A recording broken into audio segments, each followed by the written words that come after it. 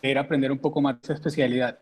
Yo sé que mi especialidad de pronto es un poquito controvertida o a veces hasta difícil de entender, pero la intención es hacerla lo más sencilla posible, que ustedes puedan entender el tema de hoy, que es el tema de trastornos disociativos. La intención es que ustedes, yo solamente estoy viendo la presentación, pero si ustedes quieren hacer preguntas, hacer algún tipo de comentario, lo pueden hacer. Daniel ya me presentó, yo soy Rommel Andrade Carrillo, yo soy médico y psiquiatra, vivo en ese momento en la ciudad de Medellín. Ya él hizo como toda la presentación, entonces no voy como a volver a repetir lo mismo, pero me parece muy interesante que hayan elegido este como uno de los temas para tratar. Yo les voy a explicar un poquito qué es la terapia dialéctico-conductual, porque realmente uno no habla mucho de psicoterapias durante la formación médica. Y resulta que cuando ustedes vayan pues a ver cómo el tema de psiquiatría, van a escuchar mucho sobre algunas psicoterapias específicas. Yo creo que todo el mundo ha oído hablar alguna vez de psicoanálisis y creo que en esta presentación vamos a oír hablar sobre todo de la versión más nueva de psicoanálisis que se llama psicodinamia, pero también hay otros tipos de psicoterapias. La que más evidencia tiene en general en la mayoría de trastornos mentales es una psicoterapia que se llama psicoterapia cognitivo-conductual. Hay otra corriente que se llama terapia humanista, que depende mucho más como de la libertad del hombre para poder hacer como el acompañamiento de los pacientes. Y dentro de las terapias derivadas de la cognitivo-conductual aparecieron nuevas psicoterapias, como nuevas versiones. Esas se llaman psicoterapias de tercera y cuarta generación. Una de ellas se llama la terapia dialéctico-conductual, en inglés se llama Dialectical Behavioral Therapy, van a encontrar en algunas partes como la abreviatura DBT o TS, dependiendo del idioma en el que se esté manejando. La terapia dialéctico-conductual se diseñó sobre todo para pacientes con problemas en regulación de las emociones. Inicialmente se creó para un diagnóstico que se llama el trastorno límite de personalidad, que curiosamente hoy no voy a hablar mucho de él, pero uno de los síntomas que pueden presentar los pacientes con trastorno límite de personalidad es precisamente síntomas disociativos. Yo a veces puedo hablar un poquito rápido, entonces si se dan cuenta que le metí el turbo, me avisan. Listo. La intención es que ustedes puedan entender. Otra cosa importante con respecto al tratamiento que les venía comentando es que no solamente sirve para ese diagnóstico de trastorno de personalidad, sino que se empezó a implementar en otros diagnósticos diferentes, incluyendo depresión, incluyendo ansiedad, sobre todo cuando son refractarias al tratamiento inicial, y también en otros diagnósticos como trastornos de la conducta alimentaria, algunos casos de adicciones también pueden mejorar algunos síntomas de inatención en el déficit de atención, entre otros. Cuando hay síntomas disociativos, como les decía, a desregulación emocional o a trastorno límite de personalidad, esta terapia puede funcionar también. Bueno, les traje muchas imágenes de auroras boreales, las van a ver.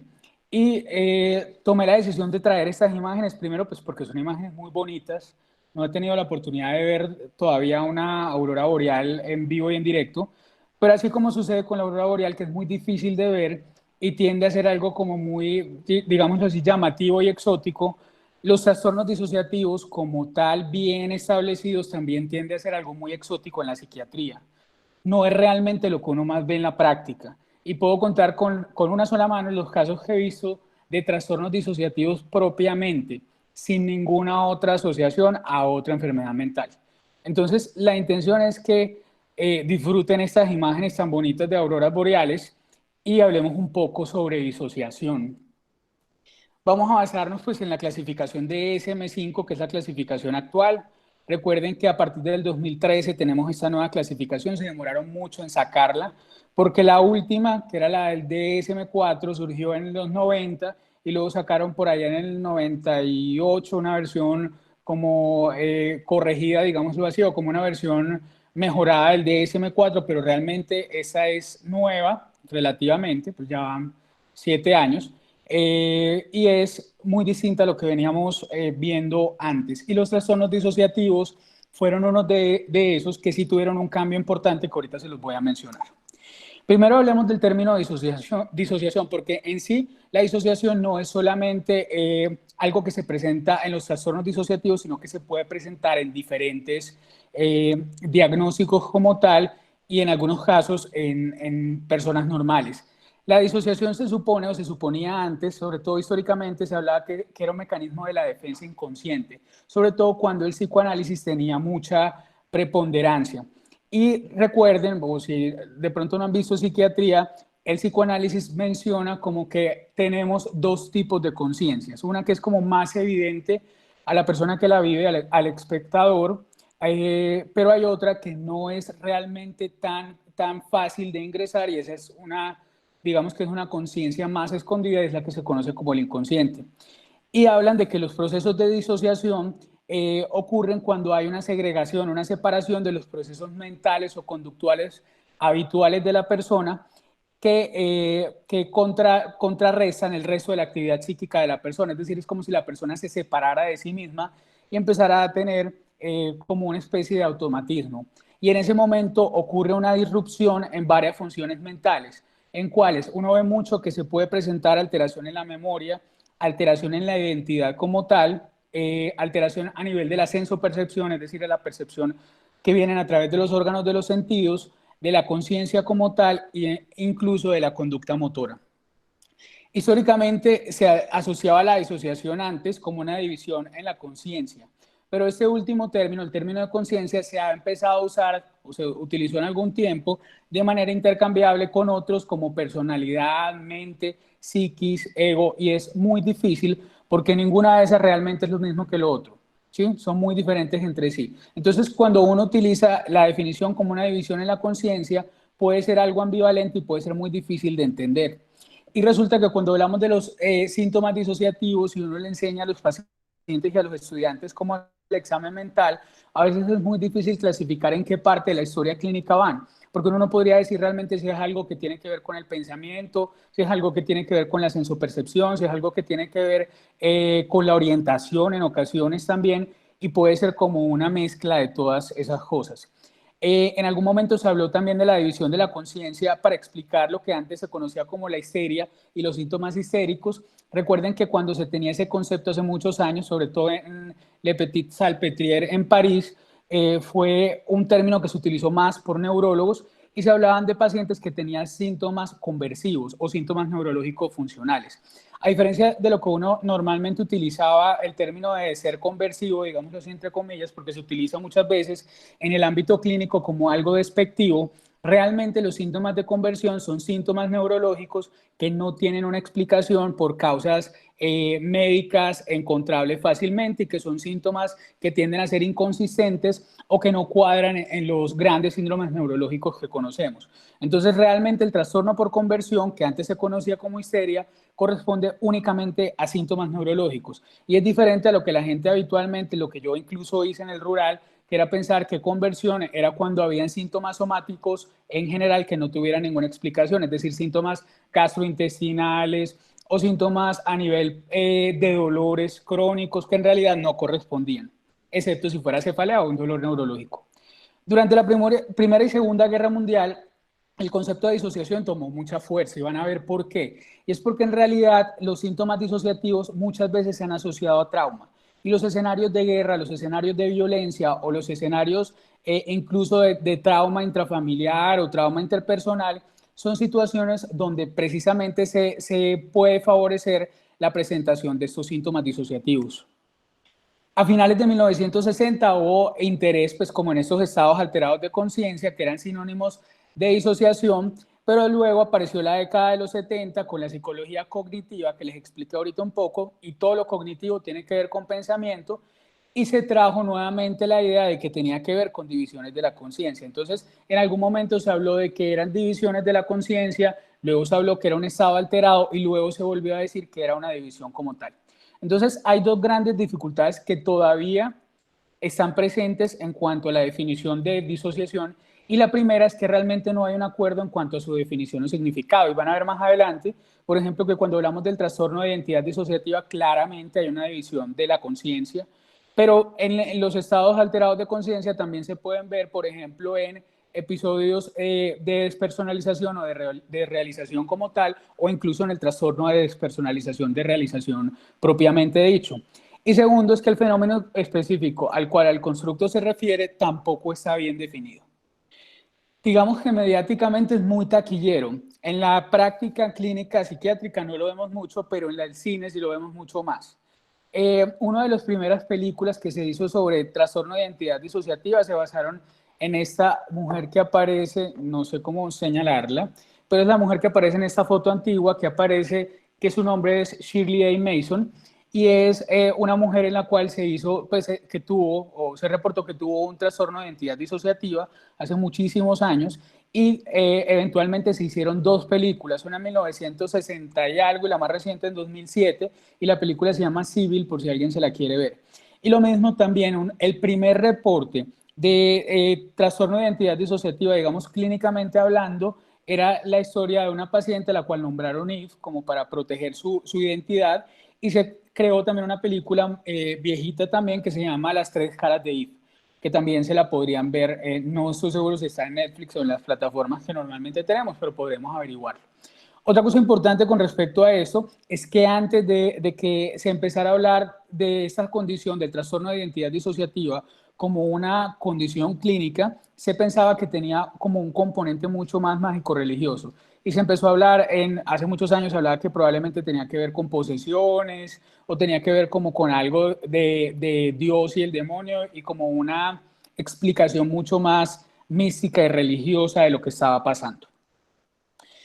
En general, cuando uno ya ve los trastornos disociativos como tal, pueden ser de diferentes formas y eso confunde mucho el panorama también, porque pueden ser repentinos, que aparezcan de repente, o pueden ser realmente un cuadro mucho más gradual que va inicialmente con pocos síntomas y eventualmente va subiendo en intensidad hasta que finalmente ya se desarrolla del todo.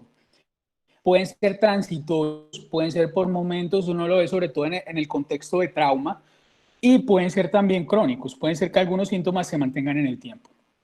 Los signos y los síntomas de los trastornos a menudo, como les decían, son causados por trauma psicológico y por eso se han asociado a escenarios, por ejemplo, de guerra. Si tienen alguna pregunta, quieren saber algo, lo pueden hacer ahora mientras avanzo. Por ahí escuché que sonó como el chat, creo, pero no puedo ver. Bueno, les voy a hablar de un caso clínico, pues les traje como algunos casos clínicos para tratar de como ilustrar cómo se pueden presentar estos diagnósticos. El primer caso clínico es de un hombre de 45 años, divorciado, trabajaba como despachador de buses. Estos casos fueron tomados pues, de historias clínicas reales de estos diagnósticos. Este paciente asistió a un servicio de urgencias generales, ingresó con un cuadro de dolor precordial, con una sensación de que tenía la cabeza embombada, digámoslo así entre comillas, con paresia en miembro superior izquierdo, con un antecedente personal de hipertensión arterial y había ingresado el año anterior a urgencias también por angina sin un infarto agudo del miocardio realmente establecido.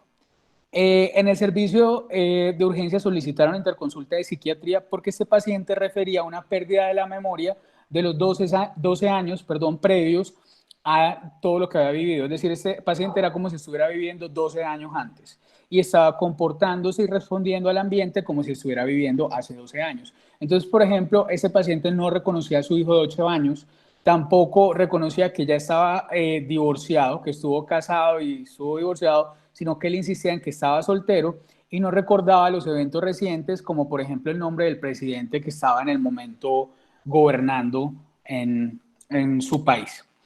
Hicieron varios paraclínicos que no eran muy distintos a los basales para el paciente, para los diagnósticos del paciente, y le hicieron una neuroimagen, que en este caso era una tomografía, y estaba normal. Recomendación: las tomografías, bueno, sirven mucho en urgencias, sobre todo cuando se sospecha, por ejemplo, trauma o sangrado, pero si uno tiene la posibilidad de hacer una resonancia, que daría como más detalle, podría ser mejor, sobre todo en un cuadro como tan atípico. En el examen mental, la función intelectual en general estaba intacta, pero él insistía que la fecha era 12 años antes. Él no era capaz de evocar su historia personal ni de eventos actuales de los últimos 12 años y parecía perplejo por la contradicción entre la memoria y sus circunstancias actuales. Es decir, cuando se hacía la confrontación de que realmente no era el año en el que él creía que estaba viviendo, estaba muy sorprendido. Hubo una historia familiar de abuso físico Y como antecedente de historia personal y social, este paciente fue veterano de combate, fue condecorado y aunque escribía que tuvo episodios de amnesia, algunas experiencias de combate, no había tenido un cuadro clínico similar al que estaban consultando en el momento. En general, lo que se hizo en este caso, pues los médicos tratantes hicieron psicoeducación sobre el diagnóstico y se le explicó que su memoria podría retornar en la medida en que él pudiera tolerarlo. Podría ser algo de la noche a la mañana o podría tomar mucho más tiempo. Y si esta estrategia no funcionaba, se utilizaría algunas técnicas como para comprender un poco mejor lo que estaba pasando, como hipnosis o entrevista que le ofrecieron en este caso bajo el efecto de barbitúricos. Yo les quería preguntar, puede que no sepa mucho todavía, pero ¿qué creen que tiene ese paciente? A, una fuga disociativa; B, una amnesia disociativa; C, un trastorno de identidad disociativa; o D, un trastorno de despersonalización de realización. Voy a salirme acá y voy a pedirles que copien en chat para ver, por aquí dicen que se traba. ¿Todavía se está trabando? No, no, señor, yo escuché bien. Ok, ok. Listo, por acá dicen amnesia disociativa.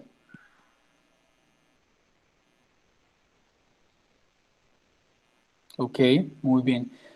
No sé si alguien más quiera contestar también. Ok, por aquí dicen trastorno de identidad disociativa. No alcanzo a bajar más. Puede ser una amnesia disociativa por el...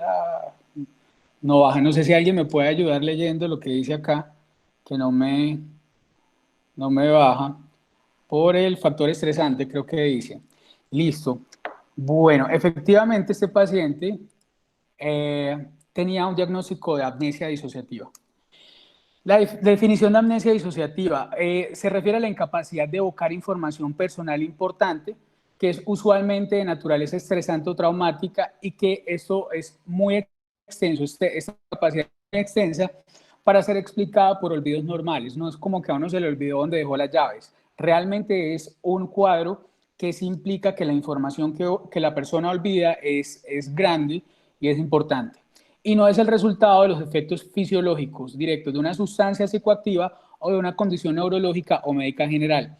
En general, digamos que para psiquiatría, excepto en delirium y en adicciones, pues esto es muy importante descartar condiciones neurológicas o condiciones médicas generales. Es importantísimo antes de hacer cualquier diagnóstico. Sin embargo, en los trastornos disociativos sí cobran mucha más importancia. ¿Por qué? Porque algunos síntomas disociativos se pueden presentar en enfermedades médicas generales o en enfermedades neurológicas y que pueden ser incluso muy graves y que si se nos pasan, el paciente pues realmente puede tener una situación que comprometa su vida y que luego se vuelva mucho más complicado el tratamiento. En cuanto a la epidemiología, perdón, se ha reportado que su prevalencia va en un rango aproximadamente del 2 al 6% de la población general. En cuanto a la tasa, a la razón hombre-mujer, no se ha visto mayor diferencia y se dice que los casos se empiezan a reportar generalmente en la adolescencia tardía o al principio de la adultez, como la mayoría de esos trastornos. Eso es como una constante. En niños y en preadolescentes puede ser muy difícil por la dificultad en describir las experiencias subjetivas. Esa es otra constante más que vamos a ver en esos diagnósticos. La causa, en muchos casos, el ambiente psicosocial en el cual la amnesia se desarrolla tiende a ser pues, muy conflictiva o muy problemática y el paciente puede experimentar diferentes emociones. Unas de esas emociones pueden ser vergüenza, culpa, puede ser rabia, desesperanza, tristeza, desesperación y realmente estos pacientes tienen una tendencia a tener dificultades para poder regular o para poder expresar estas emociones de una forma hábil y de una forma adaptativa y terminan haciendo esos síntomas disociativos como una manera, digámoslo así, de escapar frente a esa incapacidad de regular las emociones. También pueden resultar de conflictos sobre impulsos, por ejemplo, compulsiones violentas, compulsiones de autolesión o de suicidio o incluso de compulsiones de tipo sexual también. Pueden venir de experiencias traumáticas, tales como el abuso físico o el abuso sexual, y esto puede inducir el trastorno también, y en ocasiones puede ser causado, en algunos escenarios se ha descrito que puede ser causado por la traición de alguien en quien confían, y digamos que esta traición se cree que influye en la forma en que los eventos pueden ser procesados y recordados. Ese último dato no es tan general, lo reportan algunos estudios, pero sí hay mucha asociación con experiencias traumáticas. Van a ver que en general, en los trastornos disociativos, hay mucha asociación con experiencias traumáticas, distinto a lo que sucede en otros diagnósticos de salud mental, donde uno encuentra como una combinación entre neurobiología con la parte psicosocial y tienden a ser algo mucho más multifactorial. También, por ejemplo, hay otros diagnósticos que tienen una etiología genética muy marcada, como ocurre, por ejemplo, en el trastorno afectivo bipolar o como ocurre en la esquizofrenia o en el trastorno por déficit de atención e hiperactividad, pero en estos puntuales hay una causa muy psicosocial. Yo diría que es dentro de la psiquiatría, junto con los trastornos adaptativos o de ajustes, los que más etiología psicosocial tienen. En cuanto a la presentación clásica, porque tiene dos tipos de presentaciones, la clásica y la no clásica. La clásica es un cuadro muy dramático, es un cuadro muy florido y que abiertamente se ve, y es tan abierto y tan dramático que hace que el paciente rápidamente busque atención médica. O sea, imagínense un paciente que se olvida una parte importante de su vida y no la puede recordar, incluyendo algunos datos autobiográficos y de orientación personal. Eso hace o que el paciente o que el acompañante o que el familiar decida buscar atención médica rápido. Normalmente primero buscan atención médica general, por eso son pacientes que pueden llegar primero al médico general o al urgentólogo o al internista o al neurólogo, y finalmente, después de descartar varias condiciones, terminan la remisión en psiquiatría. Frecuentemente ocurre también en quienes experimentan un trauma extremo agudo, en personas con estrés emocional o con un conflicto intrapsíquico profundo que se puede mantener durante mucho tiempo también. Hay reportes asociados de que se puede presentar depresión e ideación suicida, pero hay un problema porque no se sabe aquí si fue primero el huevo o la gallina. No se sabe realmente si los síntomas de amnesia son los que realmente, el perder como esta funcionalidad, por ejemplo, cuando es episódica, hace que la persona empiece a presentar síntomas depresivos de forma secundaria, como una reacción secundaria, o por el contrario, en algunos casos de depresión, el compromiso cognitivo es tan fuerte que se pueden presentar algunos síntomas de amnesia disociativa. Puede haber una historia personal o familiar de síntomas disociativos y eso hace que tenga mucho más riesgo de presentarlo, sobre todo en circunstancias traumáticas. Entonces uno puede ver que esto pudo haber ocurrido en algún familiar cercano de primer grado del paciente, o pudo haber ocurrido en algún momento durante la infancia y la adolescencia que el paciente tuviera no necesariamente la amnesia disociativa completa, pero pudo haber tenido, por ejemplo, algunos síntomas de disociación, como despersonalización, de realización, pequeñas lagunas amnésicas sin ninguna otra explicación, y que luego ya sí se desarrolla el cuadro completo. He hablado mucho sobre esto y lo van a ver mucho porque es necesario que se lo aprendan, y es que muchas veces tiene antecedente de abuso o trauma previo e incluso en la infancia, y en militares, que es una población particularmente vulnerable a estos trastornos, la variable más importante es la intensidad de los combates. Por eso en el caso clínico se hablaba de que era un hombre que pertenecía a las fuerzas militares de su país. En la presentación clásica también podrían presentar síntomas concomitantes de conversión, como les comenté ahorita, que son síntomas neurológicos funcionales, pero también se pueden presentar síntomas de trastornos somatomorfos. Entonces pueden presentar dolor crónico, pueden presentar síntomas gastrointestinales, pueden presentar síntomas en el aparato reproductor, entre otros. Puede presentarse también alteraciones en la conciencia como tal, puede presentarse despersonalización y desrealización, que es uno de los síntomas grandes de disociación, pero que en amnesia disociativa no es como uno de los criterios diagnósticos mayores. Pueden tener algunos estados de trance, también son síntomas disociativos. Pueden tener una regresión etaria espontánea, que este paciente tuvo esta regresión de 12 años, pero incluso pueden llegar a ser tan marcado que pueden decir que siendo adultos son adolescentes o son niños o se devuelven realmente a una edad mucho más temprana. Y pueden tener amnesia disociativa también anterógrada, y pueden empezar a tener nueva información que van viviendo en el día a día y que dicen tampoco recordar. O sea, no solamente se les va olvidando lo que pasó antes, sino lo que deberían ir aprendiendo en el día a día. Como les decía, también hay una presentación no clásica, y es cuando los pacientes acuden sobre todo por síntomas de otros trastornos, de otras enfermedades mentales, tales como depresión o algún tipo de cambio afectivo. Normalmente no llegan a ser tan dramáticos como, por ejemplo, para hacer el diagnóstico de trastorno afectivo bipolar, ni tampoco para hacer el diagnóstico de un episodio depresivo mayor. Estos son solamente síntomas subsindromáticos. También abuso de sustancias, trastornos del sueño, trastornos somatomorfos, pueden tener también síntomas de ansiedad y pánico, pueden tener conductas autolesivas o conductas suicidas, pueden tener episodios de agitación o de heteroagresión también. En algunos casos se ha reportado que pueden pues presentar también trastornos alimentarios o síntomas de trastornos alimentarios. Se pueden presentar muchas alteraciones frente a problemas o frente a situaciones interpersonales. A veces sucede, por ejemplo, que estas conductas de autolesionismo, automutilación, intentos suicidas o ser violentos hacia los demás pueden estar acompañados de la amnesia. Es decir, que durante el episodio de la amnesia ocurren unas situaciones en las que hay agresión física hacia los demás o hacia ellos mismos y parecen no recordarla. Esta amnesia también puede ocurrir con algunos flashbacks o algunos casos de reexperimentación del trauma que hizo que apareciera en primer lugar. Eso se parece un poquito al estrés postraumático y al estrés agudo, y por eso hay una asociación muy fuerte entre síntomas disociativos también y todo lo que tiene que ver con trastornos por trauma. Me van diciendo si de pronto tienen dudas o si no se está entendiendo, si voy muy rápido, por favor. En los criterios diagnósticos, lo primero que uno ve es que los pacientes no pueden recordar información personal importante y por lo general está relacionada con traumatismo o estrés, que en forma típica no sería olvidada. No es cualquier información, como les decía ahorita.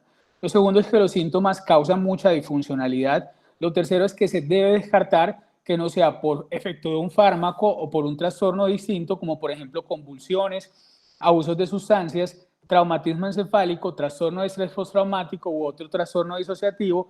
Y algo muy importante, que ahorita lo vamos a hablar con mayor detenimiento, es que hay que especificar si el paciente tiene o no fuga disociativa.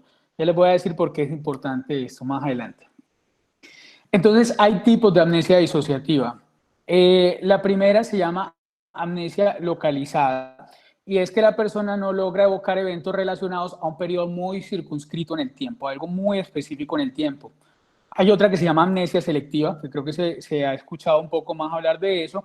Es la incapacidad de recordar algunos, pero no todos los eventos que ocurren en un periodo específico de tiempo.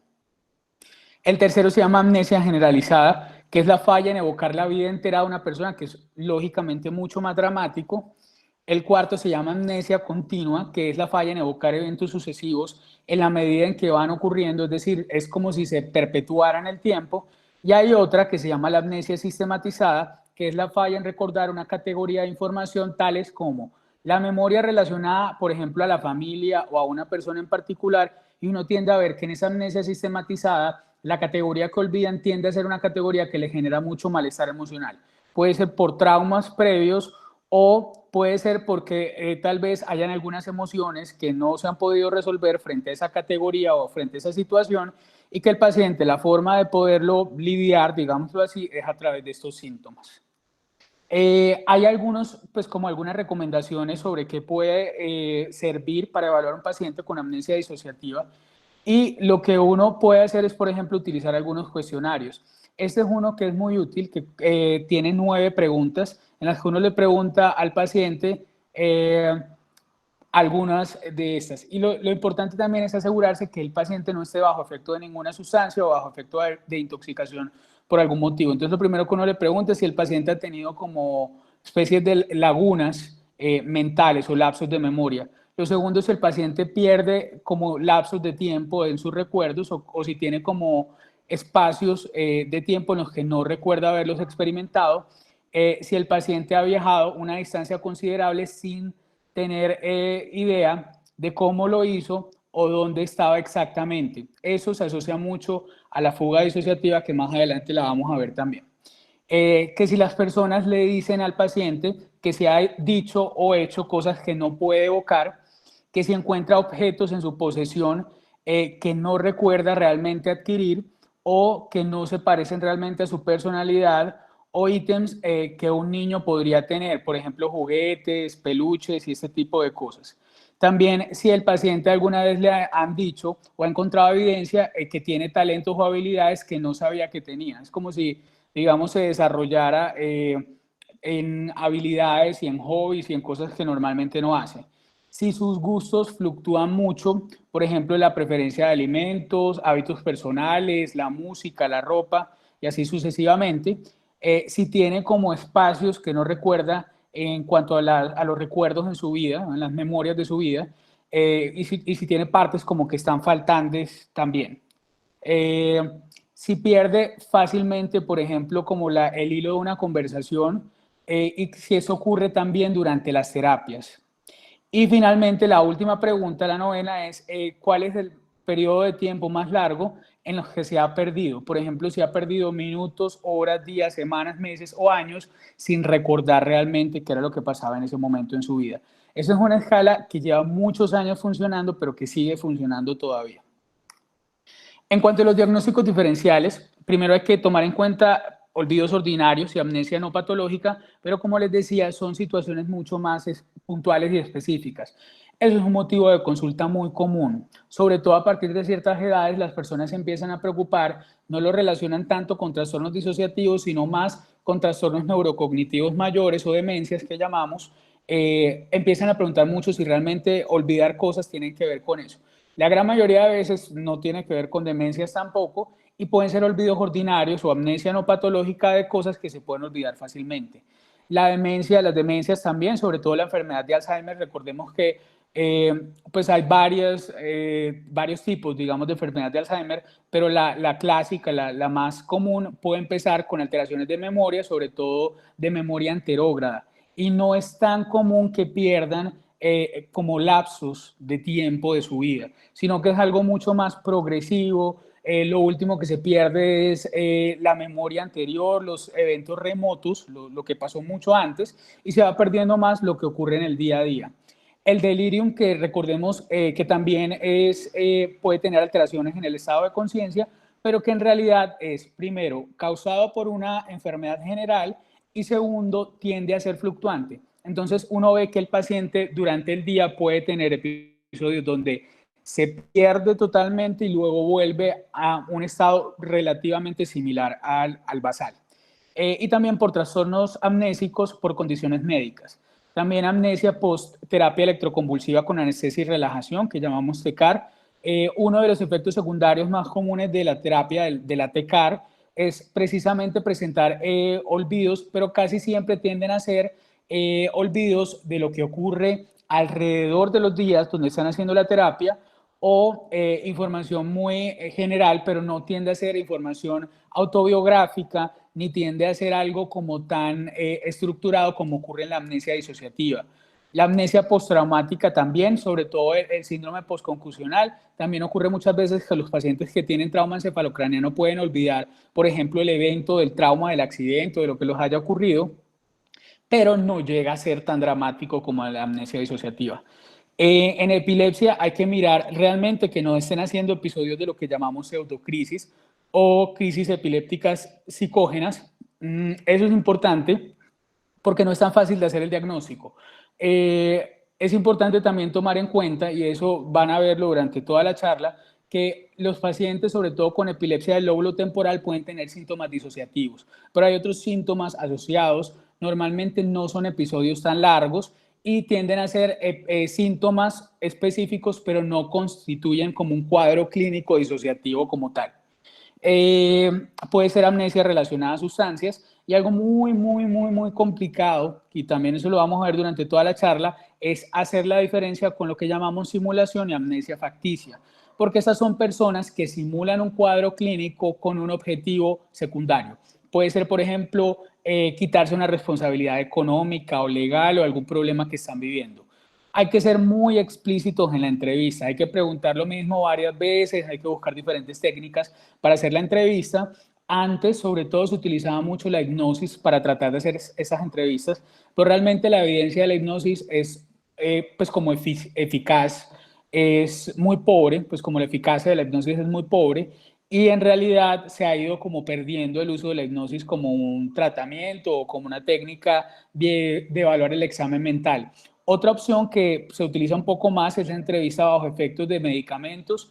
En algunos casos casi siempre se utilizó, porque eso era mucho más utilizado antes, los barbitúricos, pero actualmente se utilizan más las benzodiazepinas. No es algo que se haga todo el tiempo, pero se puede utilizar también.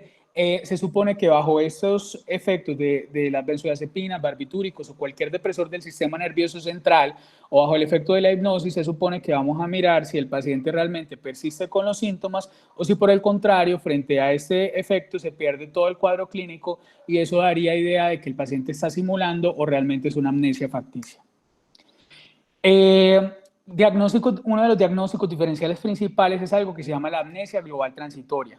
También pueden haber eventos estresantes precedentes y es la aparición repentina de amnesia anterógrada. Eso es una diferencia muy importante. Y también las habilidades de aprendizaje que se le van dando al paciente, es decir, praxias, función ejecutiva, memoria, algunas funciones del lenguaje se pueden presentar. También se puede presentar amnesia retrógrada. Normalmente hay una preservación de la memoria para la identidad personal y estos pacientes pueden tener como una ansiedad frente a la pérdida de la memoria, preguntando repetidamente por lo que está sucediendo, tratándose de orientar nuevamente, e incluso pueden ser demasiado perseverantes, como que se quedan ahí pegados preguntando una y otra vez qué es lo que está pasando y anímicamente realmente se ve muy ansioso frente a esto, a diferencia del paciente con la amnesia disociativa que tiene un signo, puede tener un signo que no sé si lo han oído, que se llama la belle indifference, que es, o la bella indiferencia, que es un síntoma que se describió hace muchos años en Francia para hablar de pacientes con síntomas conversivos, con trastornos conversivos, que tenían cuadros neurológicos muy dramáticos, pero al momento de referirlos y decir que les habían acabado la vida y que eran muy disfuncionales, emocionalmente o afectivamente no se veían tan afectados. Los pacientes con amnesia global transitoria pueden tener una conducta normal, diferente a lo que ocurre en la amnesia disociativa, y cuando uno hace un examen neurológico completo de este paciente, el problema es que no hay mayores hallazgos neurológicos, pueden no haber signos neurológicos blandos, puede no haber focalización ni nada de eso. Estos pacientes, también una diferencia que puede ocurrir es que pueden retornar rápidamente a la función cognitiva basal con una amnesia retrógrada corta, si se olviden como que sucedió en algún momento puntual, pero tienden a retornar rápidamente a la función cognitiva. ¿En quiénes se presenta más? Se presenta más en pacientes mayores de 50 años con factores de riesgo para enfermedad cerebrovascular y en algunos casos se han asociado a epilepsia, algunos tipos de epilepsia y algunos tipos de migraña también.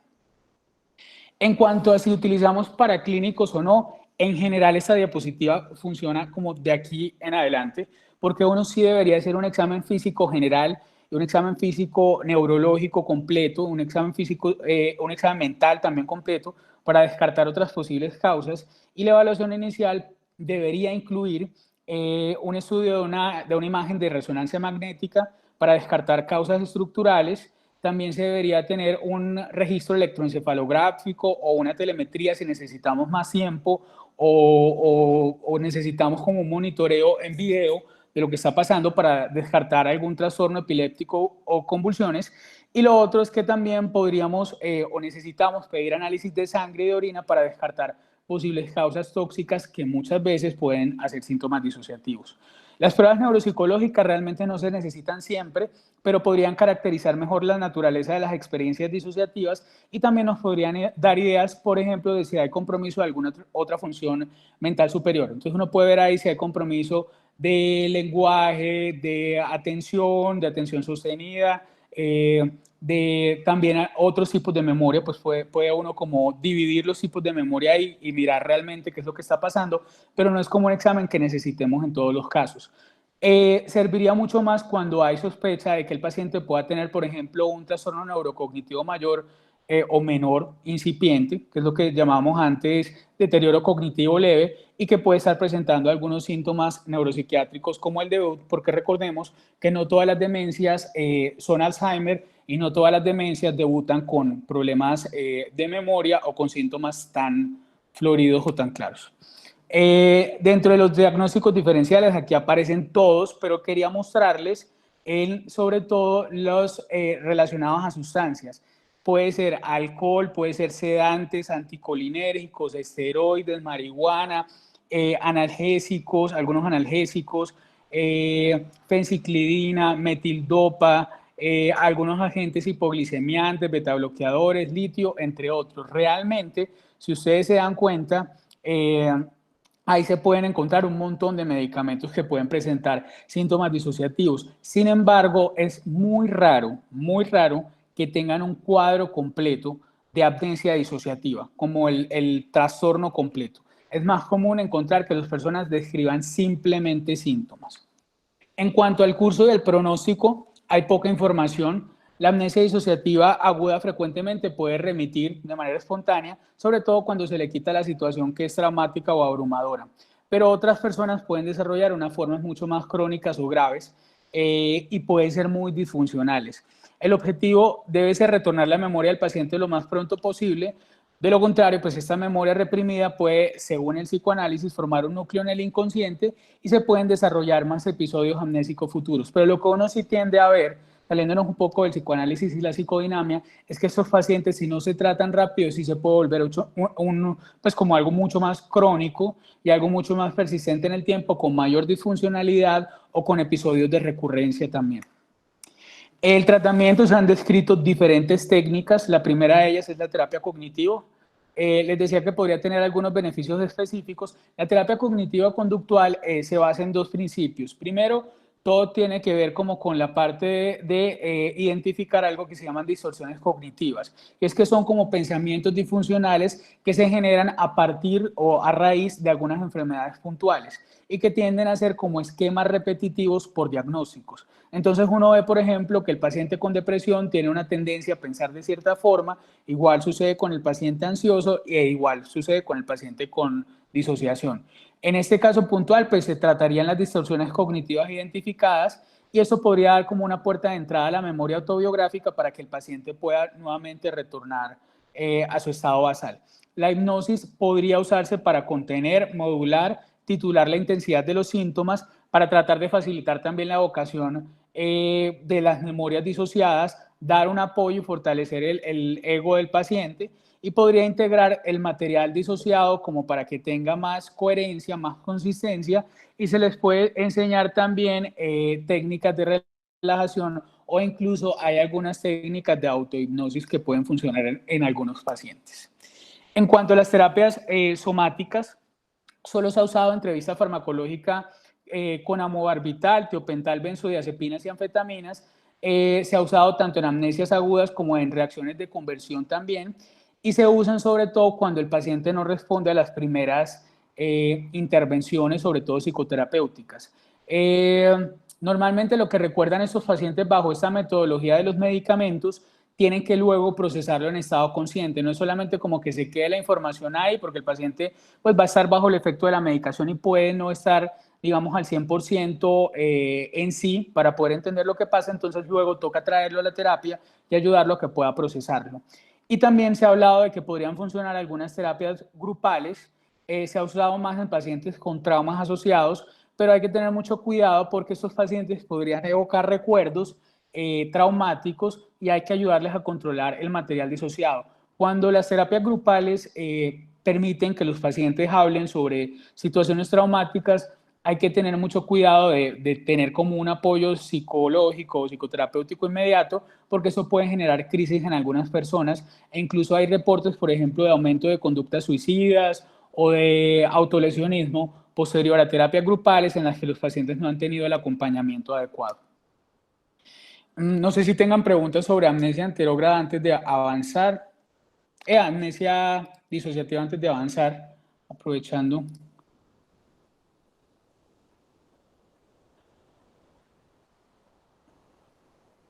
Por aquí preguntan, buenas noches, al inicio de su charla mencionó que los trastornos de personalidad podría ser normal, es decir, no patológica. No, lo que digo es frecuente encontrarlos en los trastornos de personalidad y que también, que ahorita lo vamos a ver más adelante, algunos síntomas disociativos podrían ser parte normal como de una persona que no tenga psicopatología mayor. Es decir, yo no sé si les ha llegado a pasar que en algún momento tengan algunos síntomas, por ejemplo, de lo que se llama déjà vu o déjà vu, que es haber vivido o haber presenciado un evento antes y en realidad nunca lo han vivido. Esos pueden ser, por ejemplo, síntomas disociativos. Entonces yo me refería más como a los síntomas disociativos en general. En los trastornos de personalidad se presentan más en el trastorno de personalidad límite, pero en realidad no es normal, porque el trastorno de personalidad límite finalmente es un diagnóstico también, pero es parte de los síntomas en estos pacientes. ¿Qué fármaco causaría trastorno disociativo? Aquí lo habíamos visto ahorita. Y lo otro es cómo se llamaba la amnesia que estaba más abajo. Ah, bueno, ya le contestaron por acá, gracias a Carol Collazos que contestó. ¿Y cuál fue el factor determinante para diferenciar el trastorno de estrés postraumático del trastorno disociativo en el caso clínico del señor de 45 años? Bueno, el trastorno de estrés postraumático tiene algunas particularidades. En general tiene 3 núcleos psicopatológicos principales. Y es que hay un evento cercano a la muerte para la persona que lo presencia o para alguien cercano, o incluso ya se habla que se puede generar, por ejemplo, estrés postraumático al ver, digamos, una noticia, pues ver en el noticiero algo muy traumático o algo muy difícil, el hecho de presenciarlo, y posterior a eso aparecen 3 tipos de síntomas.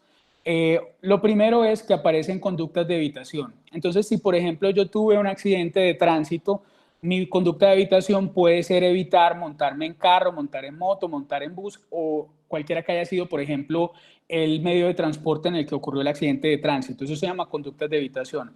Lo segundo que puede llegar a ocurrir es que estas personas tienen algo que se llama activación autonómica, y es que cuando se enfrentan a una situación similar a la que les generó el trauma, pueden tener síntomas como si fueran de ataques de pánico, pueden tener síntomas físicos, pueden tener sensación de ataques de pánico, pueden tener inquietud psicomotora, pueden tener problemas de sueño, pueden tener problemas de alimentación, y algo más que se puede presentar también son episodios que llamamos de reexperimentación. Estos episodios se pueden presentar a través de flashbacks, que es como si la persona estuviera estando incluso despierta, que eso es muy de disociación, como si estuviera volviendo nuevamente al episodio que generó el trauma. 1. Y 2, lo otro que puede llegar a pasar es que también se puede manifestar a través de pesadillas constantes sobre la situación que generó el trauma. Otra cosa importante es que normalmente para hablar de trastorno de estrés postraumático tiene que transcurrir mínimo un mes después de que ocurrió esa situación estresante. Entonces, si vemos el caso clínico, el paciente tenía realmente síntomas más desde la memoria, y más desde la memoria autobiográfica hasta el punto que llegó a creer realmente que estaba viviendo 12 años antes y que estaba completamente olvidando todo lo que había pasado durante ese tiempo, incluyendo datos tan importantes como olvidar a su propio hijo. Entonces realmente son distintos, sobre todo en este caso es muy distinto de pacientes de pronto donde puede ser un poco más confuso, pero en este caso puntual sí no habían ni la reexperimentación. Mire que a pesar de que estaba el antecedente de la guerra y todo eso, él realmente no estaba ni reexperimentando los combates ni las batallas, no tenía flashbacks, no tenía pesadillas sobre el evento, no estaba evitando algunas situaciones específicas con respecto a eso, y realmente podría, como el único parámetro, digamos, que se podría compartir, es que podría esos episodios de dolor precordial, en este caso específico por el que consultó, podrían ser síntomas autonómicos por ansiedad. Eso lo podría ser, pero tocaría evaluar como con mayor detenimiento. Listo. Aquí ya me pusieron que gracias. Quería preguntarles, ¿quieren tomar un descanso o seguimos? Los oigo, o los veo, o los leo. Más bien, sigamos, dice Karen García.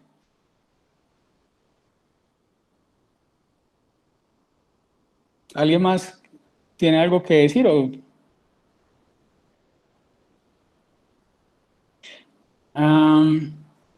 Déjame, yo busco algo de tomar porque se me está secando la garganta y ya regreso. Listo.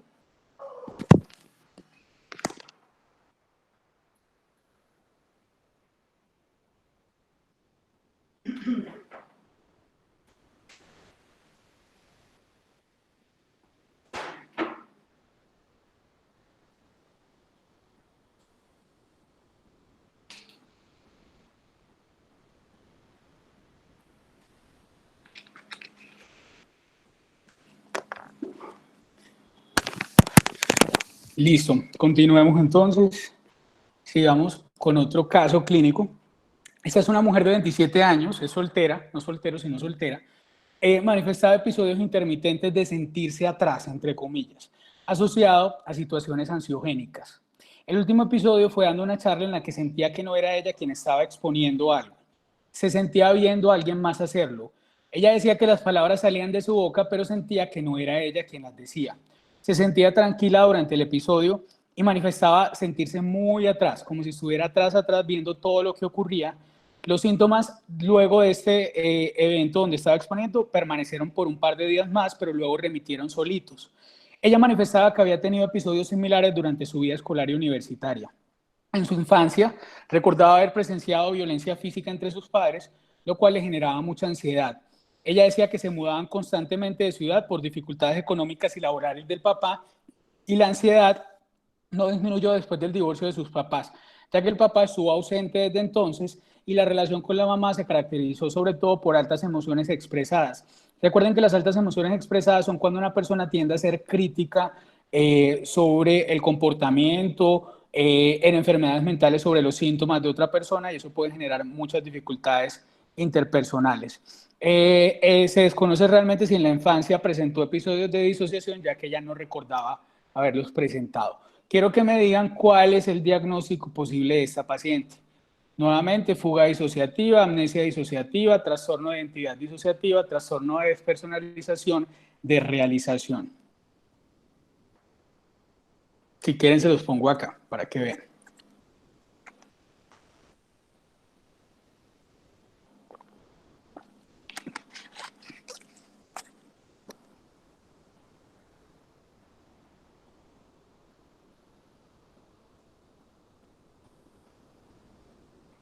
¿Alguien tiene idea?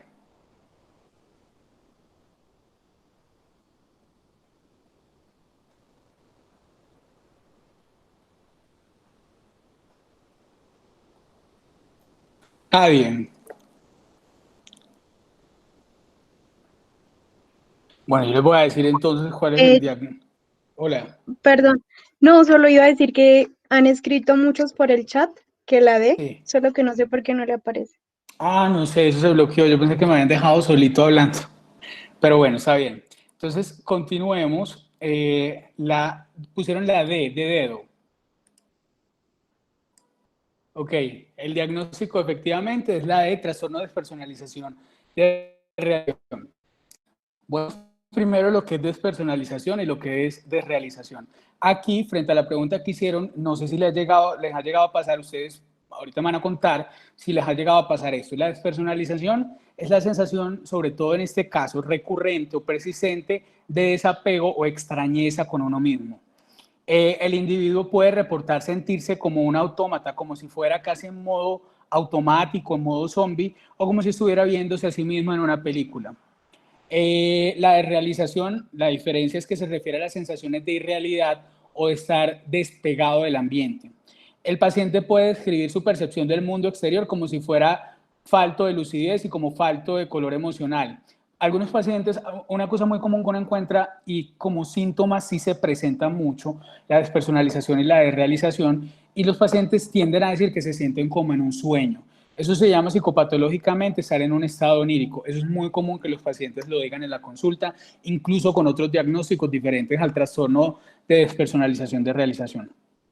En cuanto a la epidemiología, las experiencias transitorias de despersonalización y de realización son extremadamente comunes en poblaciones clínicas y no clínicas, que era lo que decíamos ahorita. Son el tercer síntoma psiquiátrico más común reportado después de ansiedad y depresión, y una encuesta encontró una prevalencia al año del 19% en la población general. Es común en pacientes con epilepsia, migraña y uso de alucinógenos. ¿Cuáles alucinógenos lo presentan más? Tetrahidrocannabinoides, o sea, marihuana, ácido lisérgico, o sea, LSD, y la mescalina también. Es menos frecuente con algunas medicaciones, pero una de ellas son los anticolinérgicos. Se ha descrito también después de ciertos tipos de meditación, ¿saben dónde uno escucha mucho estos casos? Después del uso del yagé, se presentan muchos episodios de disociación y sobre todo de despersonalización de realización. También algunos episodios de hipnosis o meditación profunda, En algunas personas lo han mencionado después de mirar de forma prolongada a través de un cristal o mirarse en el espejo, o en personas que tienen experiencias de deprivación sensorial, por ejemplo, que no tienen la posibilidad de ver la luz durante mucho tiempo o de escuchar nada durante mucho tiempo.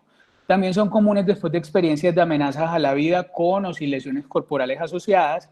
Son 2 veces más comunes en mujeres que en hombres, y al igual que ocurría con la amnesia disociativa, aparece más en la adolescencia tardía o en adultos jóvenes.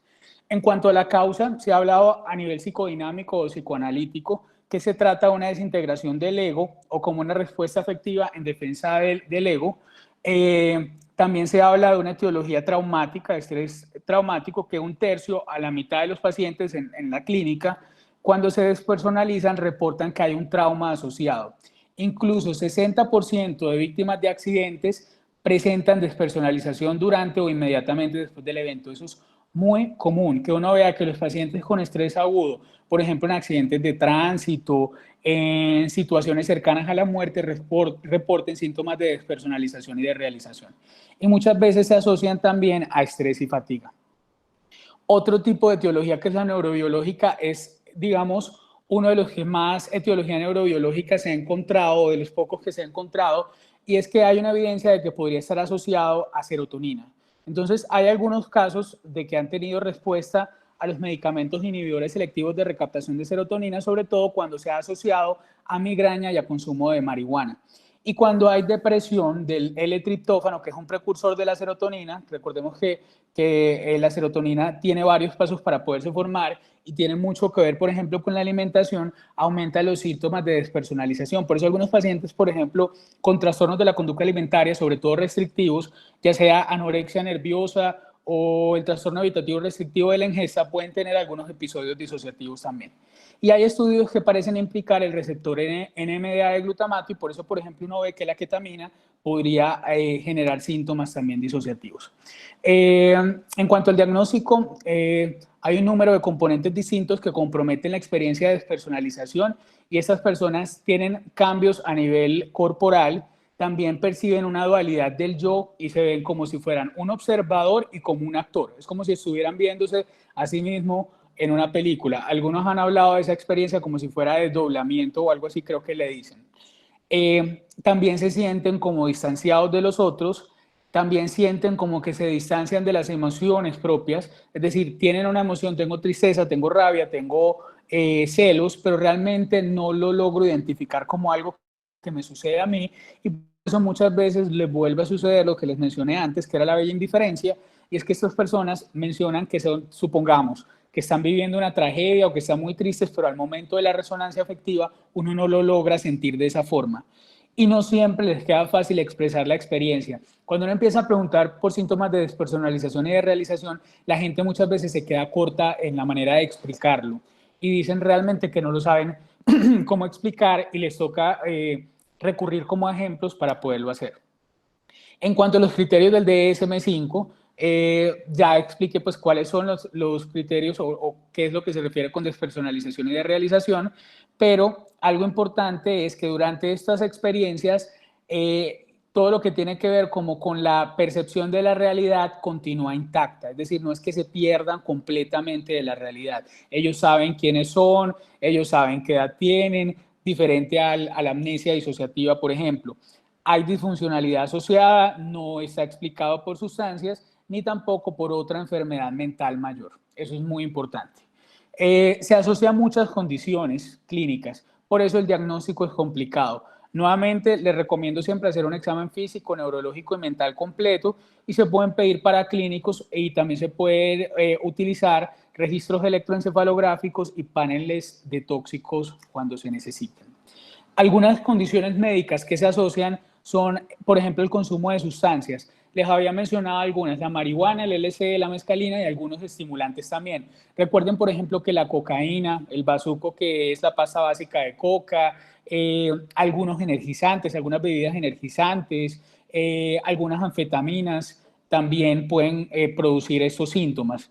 A nivel neurológico se ha asociado a algunos tipos de epilepsia y convulsiones, sobre todo, como les había dicho, epilepsia del lóbulo temporal, que se llama muchas veces crisis uncinadas, que se asocian a síntomas extra, como por ejemplo la sensación de que tienen como una especie de náuseas que se ubican directamente en la parte del epigastro y que van subiendo y que van ascendiendo, y también se pueden presentar, por ejemplo, alucinaciones solas, sin ningún otro criterio de psicosis. Pueden presentar sobre todo alucinaciones de tipo olfatorio. Tumores también en síndrome postconcusional. Recuerden que el síndrome postconcusional ocurre en pacientes que tienen trauma encefalocraniano y posterior a esto presentan algunas alteraciones en las funciones mentales superiores. Entonces pueden tener alteraciones en memoria, en función ejecutiva, apraxia, pueden tener afasia de diferentes tipos, y además algo que se puede presentar son síndromes neuropsiquiátricos, y uno de ellos son precisamente síntomas de desrealización o despersonalización. También se pueden presentar estas alteraciones neurológicas por anormalidades metabólicas. Se puede presentar también en algunos tipos de migraña, se puede presentar en algunos tipos de vértigo y se puede presentar en la enfermedad de Meniere, que recordemos que se asocia más al oído interno y es un aumento pues como de la presión al interior del oído interno, y genera mucho vértigo, y al generar vértigo puede presentar también estos síntomas de desrealización y despersonalización. A nivel de enfermedades psiquiátricas, se asocia sobre todo a ataques de pánico, a fobias específicas. Entonces, cuando el paciente tiene una fobia específica, puede ser a las alturas, a los espacios cerrados, a algunos animales, a la sangre y a las inyecciones, durante la experiencia de exponerse al estímulo temido, se pueden presentar síntomas de despersonalización y de realización. Entonces uno ve, por ejemplo, que los pacientes uno le pide un examen, le pide uno paraclínicos, un examen de sangre, y tiene una fobia a agujas o sangre, y durante el episodio, cuando le van a sacar la sangre, presenta un episodio de pánico o unos síntomas ansiosos muy marcados y puede tener experiencias de despersonalización y de realización. Aparece el trastorno de estrés postraumático también, el trastorno de estrés agudo, que se asemeja mucho al trastorno de estrés postraumático, pero la mayor diferencia es que ocurre el primer mes después del evento, como el evento implicado, en algunos pacientes con esquizofrenia o en otros trastornos disociativos. Entonces, como vimos en la amnesia disociativa, estos pacientes pueden tener despersonalización y desrealización también. En cuanto al curso y el pronóstico, después de la experiencia traumática o de la intoxicación, estos pacientes pueden remitir los síntomas.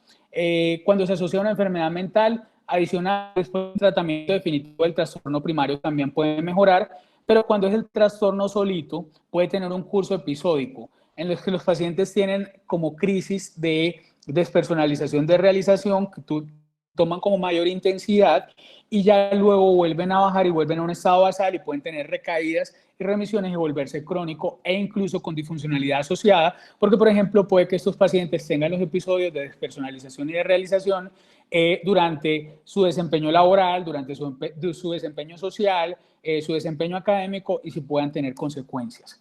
El tratamiento puede ser un grupo de pacientes que tienden a ser refractarios al tratamiento, pero hay alguna evidencia de que, a diferencia de todos los demás, en estos algunos medicamentos sí pueden funcionar. Hay algunos estudios que hablan de la fluoxetina como una opción de tratamiento. Es fácil de conseguir, lo tenemos todos en cualquier nivel primario de atención. Recomendaciones con la fluoxetina: recuerden que la fluoxetina debe tomarse en cápsulas, porque en tabletas realmente la absorción es errática, digamos que no sirve, y que la absorción es a nivel del duodeno, entonces necesitamos que llegue intacta la cápsula hasta el duodeno, porque si se absorbe en estómago, realmente su absorción es errática y no, puede que no funcione igual. Importante también con la fluoxetina, y lo mismo que con los inhibidores selectivos de recaptación de serotonina y los duales también, los antidepresivos duales, recuerden darlos en la mañana, porque en la noche en el 80% de los pacientes puede generar activación y puede generar insomnio secundario. Hay un estudio en el que no mostró respuesta al tratamiento con la motrigina, que recordemos que es un anticonvulsivante, pero que tiene un efecto también como estabilizador del ánimo, que utilizamos sobre todo en pacientes con trastorno afectivo bipolar con polaridad depresiva, es decir, los pacientes que tienden a tener más crisis depresivas que crisis maníacas o hipomaníacas como tal. La fluoxamina, el Luvox, también se evaluó en un estudio, no tuvo tanta eficacia, así que definitivamente pareciera como si la fluoxetina tuviera como una respuesta individual mucho más eficaz. Y una de las diferencias podría ser, yo estoy tratando como de buscar la explicación, es que la fluoxetina, a diferencia de los otros ISRS, tiene un compuesto activo que se llama la 19-norfluoxetina, que puede durar hasta 15 a 19 días en la sangre. Entonces es mucho más persistente el efecto. Podría ser esa una explicación. Se recomienda muchas veces que estos medicamentos se utilicen, a diferencia de lo que ocurre en depresión o ansiedad, de forma temporal, porque la respuesta puede ser parcial y parecieran a veces volverse como resistentes al tratamiento que se les da. En general, en cuanto a psicoterapias, no hay una psicoterapia de preferencia, se puede utilizar nuevamente terapia cognitivo-conductual, terapia psicodinámica. La psicodinámica, que no se los expliqué, es la versión moderna del psicoanálisis, en realidad, porque el psicoanálisis es una terapia muy larga, muy larga. Entonces, muchas veces los pacientes que están bajo psicoanálisis ortodoxo requieren muchos años para empezar a ver cambios, y estos pacientes tienen una disfuncionalidad marcada y necesitamos que se resuelva rápido. Hipnoterapia, algunos grupos de apoyo también. Algo que podría servir son estrategias de manejo del estrés. Ahorita está muy de moda en las terapias de cuarta generación, incluyendo en la terapia dialéctico-conductual, el mindfulness o atención o conciencia plena, que sirve para muchas cosas. Les recomiendo que lo pongan en práctica. Si nos da tiempo, hacemos un ejercicio de mindfulness, aunque creo que no. Y técnicas de distracción pueden servir. Reducción de estímulos sensoriales, mientras menos estímulos tengan, menos bulla, menos colores, menos luces, puede servirles mejor. Entrenarlos en relajación y el ejercicio físico también podría ser útil. Vamos al tercer caso clínico, pero quería primero preguntarles si tienen dudas sobre este diagnóstico. A ver qué.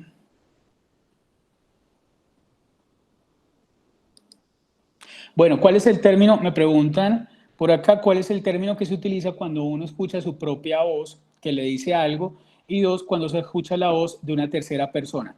Cuando se escucha la propia voz, depende. Depende si viene directamente del interior de la persona, es decir, si yo la siento, por ejemplo, en mi cabeza, o si por el contrario se escucha afuera. En términos generales, cuando uno escucha una voz y viene directamente del cuerpo de la persona, se llaman pseudoalucinaciones. ¿Sí? Cuando se escucha fuera de la persona, que normalmente tienden a ser una tercera persona, se llaman alucinaciones como tal, excepto si la persona tiene conciencia de que no es un evento real. Por ejemplo, las personas con esquizofrenia tienden a creer, que estas voces realmente son algo, que son algo real, valga la redundancia, mientras que las personas, por ejemplo, con alcoholismo, pueden tener fenómenos alucinatorios, pero son conscientes de que eso viene directamente de su esfera mental. Cuando la persona es consciente que vienen de su esfera mental, se llaman alucinosis. Entonces, depende, uno, de qué parte del cuerpo vengan, y dos, si hay conciencia o no de que el evento es producto de la esfera mental de la persona. Pero no son episodios de despersonalización y de realización, sino que son alteraciones sensoperceptivas, así se llaman. Todo lo que sea fenómeno alucinatorio son alteraciones sensoperceptivas. ¿Listo? Voy a continuar entonces con otro caso clínico. Esta es una mujer adolescente que fue continuamente abusada sexualmente por su padre alcohólico y otro amigo de la familia. La amenazaban con perpetuar el abuso de sus hermanas menores si decía algo o se resistía, y aparecieron ideas suicidas, pero ella consideraba que debía mantenerse viva para proteger a sus hermanas. Esta mujer huyó de la casa luego de ser abusada por su padre y varios amigos de él. Se fue a una parte de su ciudad de origen, como una zona de la ciudad, donde alguna vez vivió con su abuela antes de que los abusos ocurrieran. Ella estuvo en un transporte público, caminó, hizo como una conducta motora muy compleja hasta este lugar, y la policía eventualmente la encontró divagando como en este barrio, en las calles. Cuando la entrevistaron, ella no podía recordar los eventos recientes, no podía recordar tampoco su dirección, e insistía que vivía con la abuela. Al examen mental, ella recordaba su identidad, pero ella creía que estaba antes, me quedo corto, pero ella creía realmente que estaba antes de que todos los abusos ocurrieran. Quiero que me digan qué diagnóstico tiene esta paciente. Se los pongo por acá un momento. Fuga disociativa, amnesia disociativa, trastorno de identidad disociativa o trastorno de despersonalización de realización. Trastorno de identidad disociativa, dice alguien por acá. ¿Alguien más?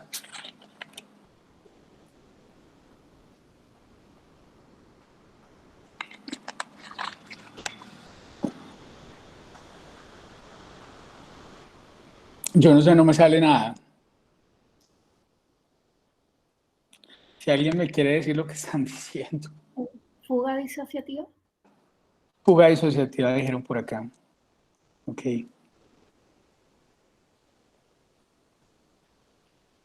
Cierto que es mi pantalla la que se bloqueó el chat, o nadie más ha escrito. Se le bloqueó usted, porque sí hemos escrito. Ok. Ok, Daniel se fue. ¿Qué le pasó? Se aburrió. Bueno, continuemos. Fuga disociativa, efectivamente. Eso es muy importante porque si dijeron en algún momento amnesia disociativa, podría ser trastorno de identidad disociativa, no tanto. Y ahorita vamos a ver por qué. Importantísimo que tengan en cuenta un gran cambio, por eso yo les decía que el DSM-5 se hizo cambios en estos diagnósticos. Es que el DSM-5 lo borró como una categoría diagnóstica mayor independiente, es decir, lo sacó como un trastorno independiente y dijo, vea, la fuga disociativa realmente es algo que se puede presentar en la amnesia disociativa y en el trastorno de identidad disociativa también. Entonces, es un especificador de amnesia disociativa, pero también se puede ver en el trastorno de identidad disociativa como tal, es decir, que el paciente dentro de sus síntomas pueden hacer fugas. Y ahorita vamos a ver lo que es, y es básicamente una huida repentina e inesperada de la casa o del lugar acostumbrado en el que la persona se mantiene en su cotidianidad y no es capaz de evocar parte o todo el pasado de la persona. Entonces miren que si hay una amnesia disociativa asociada en algunos de estos casos, y en otros de estos casos se puede presentar confusión sobre su identidad personal o asumen una nueva identidad, que eso se parece un poco más al trastorno de identidad disociativa. También causa disfuncionalidad y no ocurre por enfermedades médicas generales o por sustancias. Ocurre más durante desastres naturales como tragedias muy grandes. Entonces, por ejemplo, ocurre durante desastres naturales, durante guerras, durante tiempos de violencia y también situaciones de desplazamiento forzado.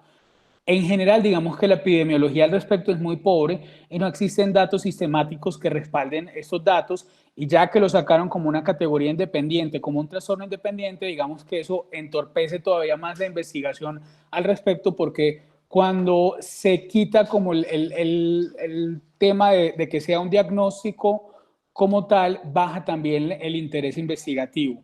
Y al revés, cuando una enfermedad ya toma su diagnóstico independiente, como por ejemplo los trastornos por atracones, el trastorno por atracones, o lo que ocurre también con el trastorno evitativo restrictivo de la ingesta, que ya tienen una categoría independiente y se empieza a investigar mucho más sobre el tema, como que aumenta el interés.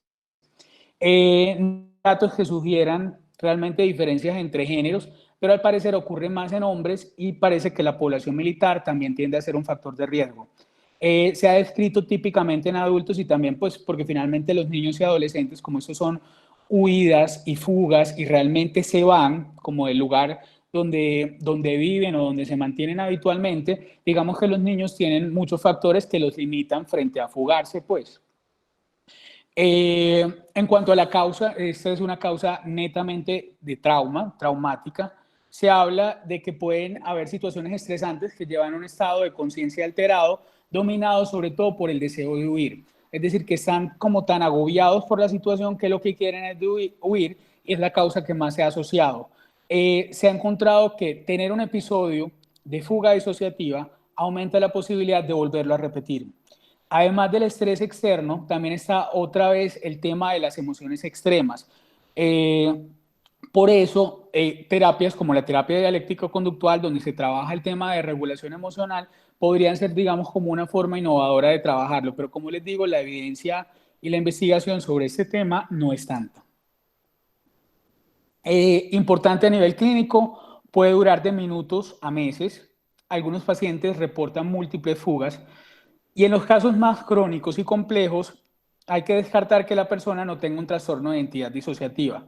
Hay casos severos también, por ejemplo, de estrés postraumático, que durante los episodios de las pesadillas, los pacientes pueden despertarse en una fuga y terminan, por ejemplo, en otra parte de la casa. Yo quería darles un dato curioso antes de que se me olvide, pero cuando uno empieza a revisar, por ejemplo, la historia de los trastornos disociativos, de las primeras personas que describieron eran personas que estaban trabajando sobre sonambulismo y se empezaron a dar cuenta que los pacientes con disociación parecían como estar sonámbulos, como que están en automatismo también. Por eso el sueño ha sido algo, y miren que la desrealización se parece a un estado como de estar en un sueño, que llamamos un estado onírico, entonces es muy curioso.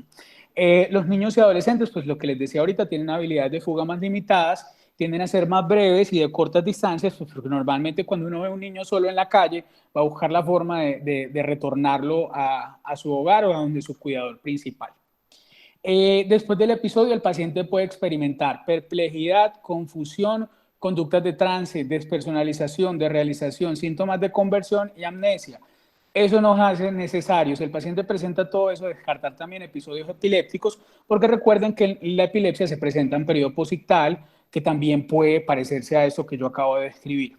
Algunos pueden terminar el episodio con otro de amnesia disociativa generalizada, es decir, no solamente es la fuga como tal, sino que pueden tener una amnesia completa del evento, y si persisten los síntomas pueden presentarse luego, o sea, si son muy repetitivos, como una forma reactiva, pueden presentar luego síntomas afectivos, pueden tener ideación suicida intensa, pueden presentar trastornos de estrés postraumático, pueden presentar trastornos de ansiedad. También mencionan que se puede presentar identidad alterna durante el episodio de la fuga, pero nuevamente vuelve y juega. Ahí es donde uno sospecha que probablemente este paciente tenga más fácil un trastorno de identidad disociativa haciendo fugas que realmente algo independiente. Por eso fue que se metió como o en el trastorno de identidad disociativa o en la amnesia disociativa como tal. En los diagnósticos diferenciales, lo acabo de decir, el trastorno de identidad disociativa. Acabo de hablar también de epilepsia, entonces podemos pedir electroencefalograma o videotelemetría para tener un registro más completo. Recuerden que los electroencefalogramas tradicionales, cuando uno pide un electroencefalograma, normalmente, si uno no especifica cuánto tiempo lo necesita, como que toman solamente el registro, pues, como de la actividad eléctrica cerebral de un pequeño momento, y muchas veces estos pacientes, si realmente tienen, por ejemplo, una crisis de lóbulo temporal, se nos van a pasar por alto si no lo hacemos durante un tiempo largo. Por eso los registros electroencefalográficos que se recomiendan en estos pacientes, si realmente es algo epiléptico, tienden a ser más largos, tienden a ser de varias horas. Delirium también, demencia también. Otra cosa importante es que recuerden que para el delirium y la demencia, pues hay unos factores de riesgo puntuales. La edad es fundamental, pues sabemos que las demencias se presentan más en edades mayores, sobre todo por encima de 65 años. Por debajo de 65 años estamos hablando de una demencia temprana y que tiende a ser más familiar y con otras cosas un poco más complejas. Y el delirium también tienden a ser personas con muchas comorbilidades, con muchas enfermedades, ocurren más en edades extremas y no tanto en la adolescencia y en la adultez temprana como ocurre en ese tipo de pacientes. Tóxicos es importante descartarlo. Otra cosa importante, como recuerden que estos pacientes huyen, se van, hay que descartar trastorno afectivo bipolar o trastorno esquizoafectivo. ¿Por qué? Porque recuerden que uno de los síntomas cardinales de la manía, de los estados maníacos, son algo que se llama dromomanía, y es el deseo constante de caminar y caminar y caminar e ir y andar. Pueden andar kilómetros enteros. O sea, uno puede ver un paciente con trastorno afectivo bipolar en una manía que se puede ir distancias, puede ir hasta otra ciudad incluso, y uno no sabe dónde está. Entonces hay que descartar, por ejemplo, el trastorno afectivo bipolar o el trastorno esquizoafectivo. Esquizofrenia también. Algunos pacientes con esquizofrenia pueden tener huidas y se pueden ir. O si el paciente realmente tiene un problema legal, tiene un problema a nivel familiar, tiene como una situación por la que tenga que huir, también hay que descartar que no esté simulando el cuadro clínico. En cuanto al curso del pronóstico, muchos son relativamente breves, duran de horas a días, muchos pacientes se recuperan. La amnesia disociativa refractaria también puede ocurrir, es decir, cuando hacen amnesia disociativa luego de la fuga, puede que esto se vuelva mucho más difícil de manejar y podrían presentarse nuevos episodios. En cuanto al tratamiento, aquí sí se prefiere la terapia psicodinámica, que les decía que es como el psicoanálisis moderno, que busca que el paciente recupere la memoria de su identidad y la experiencia reciente. A veces se ha utilizado hipnoterapia y entrevistas facilitadas por medicamentos, sobre todo cuando hay dudas de que el paciente está simulando. Hay que asegurarse que el paciente tenga sus necesidades básicas cubiertas, es decir, es un paciente que huyó y no sabemos de dónde viene, no sabemos si es de otra ciudad, si vive aquí en la ciudad pero en otro barrio, no sabemos si tiene techo, si tiene comida, todo eso hay que asegurárselo. hay que vigilar el riesgo suicida en la medida en que los recuerdos reaparezcan, porque recordemos que pudo haber ocurrido por la necesidad de huir de un recuerdo traumático o una situación traumática que está viviendo, entonces vigilar que luego no se vayan a autolesionar como otra respuesta de protección frente a lo que están viviendo. Si es necesario remitir a terapia familiar porque el problema familiar hacerlo, si es necesario pedir interconsulta por trabajo social porque realmente no sabemos qué tanto riesgo psicosocial tenga el paciente o qué tan seguro sea su ambiente habitual, podemos pedir trabajo social también. Algo importante es que cuando eso aplica para estos pacientes y para los de identidad disociativa, y es que tratar, por ejemplo, que pasa muchas veces en los servicios de urgencias cuando se ven estos pacientes, tratar de evitar como la fascinación por la identidad alterna o por lo que está pasando o como ponerlo como algo muy amarillista. Y también hay que tratar con el paciente de no suprimir, si está haciendo una identidad alterna, si tiene el trastorno de identidad disociativa asociado y tiene una identidad alterna, tratar de no suprimirla, sino que esto es un mecanismo de defensa y lo que se busca eventualmente con el tratamiento, tanto de eso como de la identidad disociativa, es hacer como una especie de reconciliación dialéctica entre las identidades. No les traje caso clínico de identidad disociativa, pues porque ya iban a saber la respuesta fácilmente, entonces decidí no traerlo.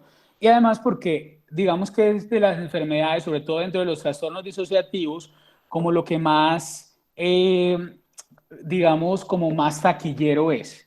Aquí aparecen, por ejemplo, algunas películas, aquí faltan algunas, una muy famosa y muy reciente es Split, pero hay varias películas que han tratado sobre el trastorno de identidad disociativa, no sé si conocen algunas de estas, yo he visto algunas, no las he visto todas, pero en términos generales digamos que es mucho más reconocido.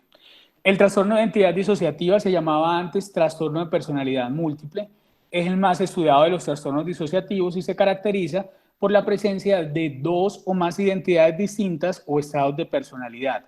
A estos estados de personalidad se les llama alters, estados del self, identidades alternas, papeles, le dicen algunos terapeutas, entre otros, e incluso algunos pacientes, entre otros, y cada uno, digamos, que tiene su propio estilo de ver la vida, sus propias costumbres, sus propios intereses, y en términos generales se resumen que cada uno tiene su propia personalidad. Por eso se llamaba trastorno de personalidad múltiple. Algunos pueden presentar síntomas de los otros trastornos disociativos, pueden hacer amnesias, pueden hacer fugas, pueden tener despersonalización y desrealización. El autocorrector me lo cambió por derratización, no sé qué significa eso. Y síntomas similares también pueden presentar. Entonces, digamos que este es el más complejo de todos, porque puede tomar sintomatología y psicopatología de todos los estados anteriores. En cuanto a la epidemiología, hay poca información epidemiológica, pero se dice que las tasas mujer-hombre son más o menos de 5 a 1 a 9 a 1 casos. La etiología, se habla mucho de que el trauma puede ser la etiología principal, también situaciones estresantes, principalmente de maltrato. Se habla que en el trastorno de identidad disociativa el maltrato puede ocurrir o puede haber ocurrido entre el 85, imagínense, hasta el 97, hay reportes de hasta el 97% de los casos. Es decir, si es muy, muy, muy alto. Lo más reportado tiende a ser abuso físico y sexual. Y a diferencia de lo que ocurre, como les decía, con otras enfermedades mentales, aquí se ha intentado realmente hacer estudios de agregación genética y no se ha encontrado contribución genética. ¿Qué sí se ha encontrado?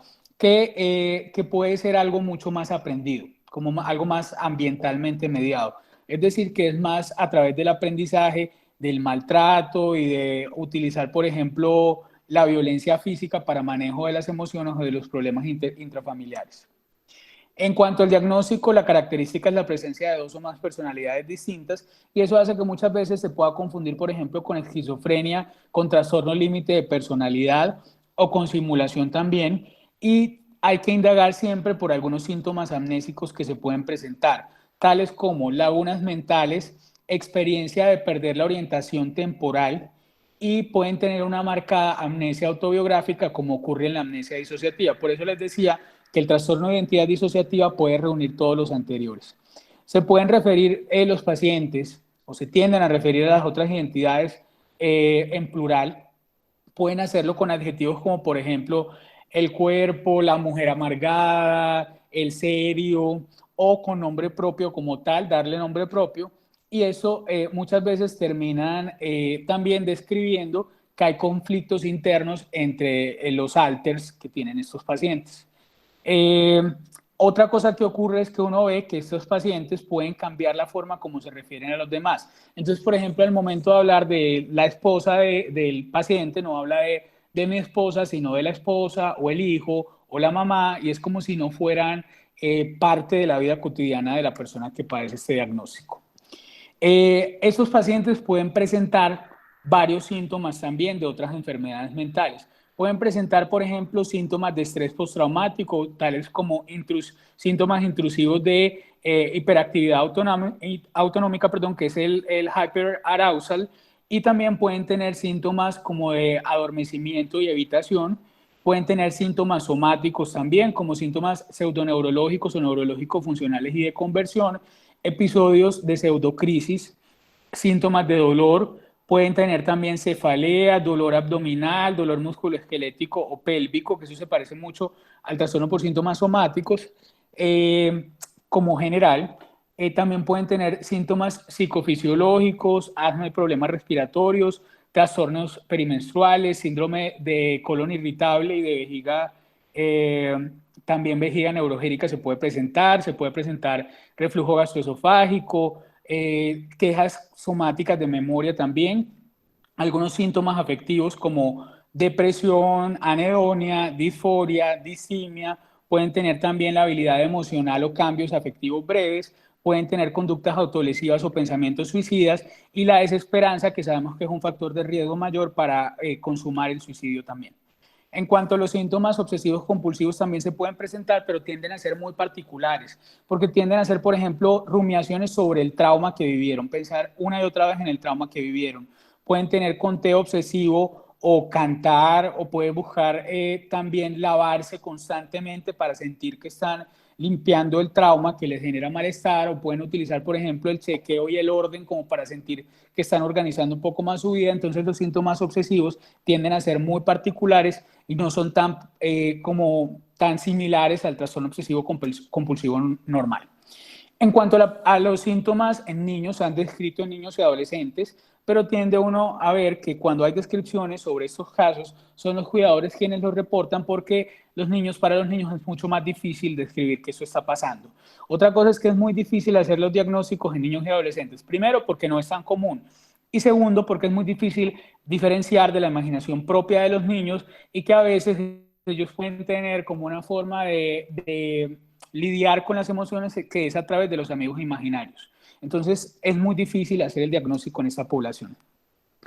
Al igual que ocurre con la amnesia disociativa, también hay una entrevista que puede funcionar, que está desde 1991, pero sigue siendo algo vigente, y estas son las siguientes preguntas que se debe tomar en cuenta: que el paciente no esté bajo un episodio de intoxicación de cualquier sustancia. Lo primero es si la persona actúa diferente en una situación comparada a otra, que sintiendo casi como si fueran dos personas distintas. Que si la persona siente que hay más de una persona en ellos, como más de una parte en ellos, o más de un lado de ellos.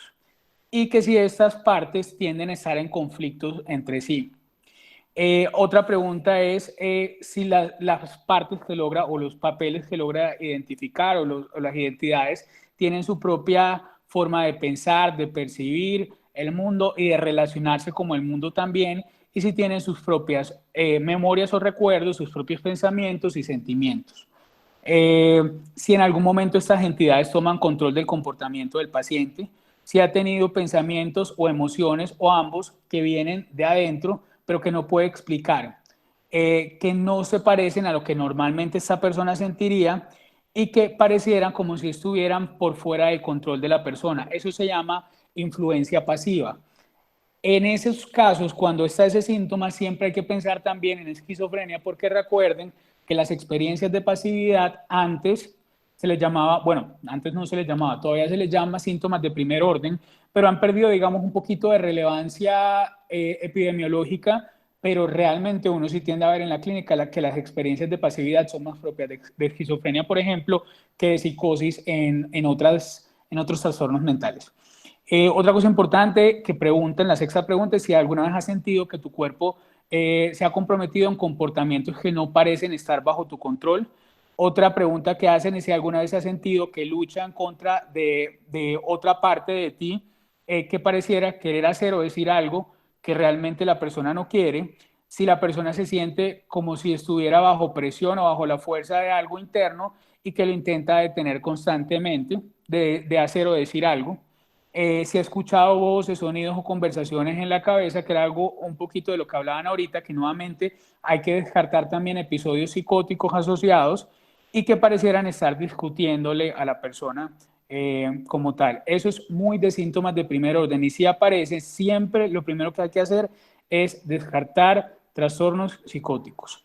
La décima es si le gustaría hablar con esa parte y cómo la llama también, como preguntar un poco cuáles son las identidades que conoce, si tiene frecuentemente la experiencia de sentir que está fuera de sí mismo o que está ese papel o esa identidad está dentro, si se siente desconectado de sí mismo, del cuerpo, si se siente frecuentemente experimentando el mundo como si no fuera real, aquí están preguntando de despersonalización y de realización, y si se siente como si estuviera mirando en el espejo, y cuando se mira en el espejo no se reconociera como a sí mismo. Entonces, son como muchas preguntas sobre experiencias disociativas en general. El diagnóstico diferencial, entonces, está la comorbilidad como tal, como que tenga otro diagnóstico comórbido, que puede ser trastornos afectivos, psicóticos, que les decía ahorita, ansiosos, estrés postraumático, trastornos de personalidad, trastornos neurocognitivos, enfermedades neurológicas y epilepsia, trastornos por síntomas somáticos, el facticio, el simulador, otros trastornos disociativos y fenómenos de trance profundo. En cuanto al curso del pronóstico, hay poca información sobre la historia natural de la enfermedad, realmente no sabemos lo que sucede. Se cree muchas veces que estas personas, uno, pueden quedarse en relaciones caóticas perpetuando que otras personas, que sus hijos y que su descendencia y sus familiares también estén expuestos a situaciones traumáticas y que pudieran tener ellos también sus propios diagnósticos o enfermedades mentales. Lo otro también que mencionan es que puede que algunos de estos pacientes, frente a la desesperanza, a la depresión secundaria y los síntomas afectivos secundarios, puedan incluso tener conductas suicidas o conductas de alto riesgo. Y lo otro que se menciona es que el pronóstico es mucho peor, sea comorbilidades médicas o dificultades legales. En cuanto al tratamiento, la psicoterapia, en general se recomienda que el terapeuta sea muy pragmático y contextual. ¿Qué quiere decir esto? Tome lo que necesite de las diferentes psicoterapias para ir resolviendo lo que vaya presentando con el paciente. Es decir, tome herramientas de terapia psicodinámica, terapia humanista, terapia cognitivo-conductual, DBT, que tome terapia interpersonal y de ritmos sociales, aceptación y compromiso, etcétera, etcétera. Todas las psicoterapias, dependiendo de lo que el paciente necesita, lo cual es muy difícil encontrar un terapeuta que tenga todos esos enfoques también, pues como fundamentados. En cuanto a la hipnosis, se habla de que puede mejorar conductas autolesivas, flashbacks, alucinaciones disociativas, experiencias de influencia y puede generar relajación. Se podría incluso enseñar técnicas de autohipnosis. Les digo, por si alguien va a preguntar sobre hipnosis, no soy el más experto en hipnosis. Lo que uno sabe realmente es muy básico en la residencia y no he dedicado como mi carrera profesional a trabajar eso. Aquí hay un psiquiatra en Medellín que trabaja con hipnosis, pero para personas sobre todo como con algunos problemas de sobrepeso. Y hay otro psiquiatra que también trabaja un poco eso, pero no es tampoco muy experto. Pues son las dos personas que conozco que trabajan eso en Medellín. En cuanto a los psicofármacos, se han utilizado inhibidores selectivos de recaptación de serotonina, antidepresivos tricíclicos y tetracíclicos, los IMAOs también, los inhibidores de monoaminoxidasa, los betabloqueadores, la clonidina, los antiepilépticos, las benzodiazepinas, la naltrexona, la carbamazepina, los antipsicóticos atípicos, es mejor dicho, como que nada todavía tiene la suficiente evidencia, entonces he utilizado de todo. La terapia electroconvulsiva con anestesia y relajación puede servir sobre todo cuando los pacientes tienen depresión concomitante. Recordemos que es una terapia que tiene muy buena evidencia en depresión, muy buena de verdad, sobre todo en depresiones refractarias, en depresiones en mujeres embarazadas que no se pueden, con alto riesgo suicida, que no se pueden someter a psicofármacos, en cuando hay mucho riesgo suicida como tal. Entonces es una terapia muy bien tolerada en general, obviamente con anestesia y relajación, por eso puse ahí TECAR. Como tratamiento adyuvante, se puede utilizar terapias grupales, pero tratar de asegurarse que sean terapias grupales, idealmente de pacientes con trastornos disociativos, no en pacientes con ansiedad, depresión, alcoholismo, porque cuando se empieza a hablar del tema, se viene esta fascinación y este amarillismo que mencioné ahorita, que a veces nos puede pasar a los médicos también. Pues si a los médicos nos pasa, imagínense a la población general. También podrían trabajar con grupos de autoayuda, sobre todo para síntomas asociados como depresión, ansiedad, terapia familiar cuando sea necesaria, terapia expresiva y ocupacional, arteterapia, eso le puede ayudar como para relajarse.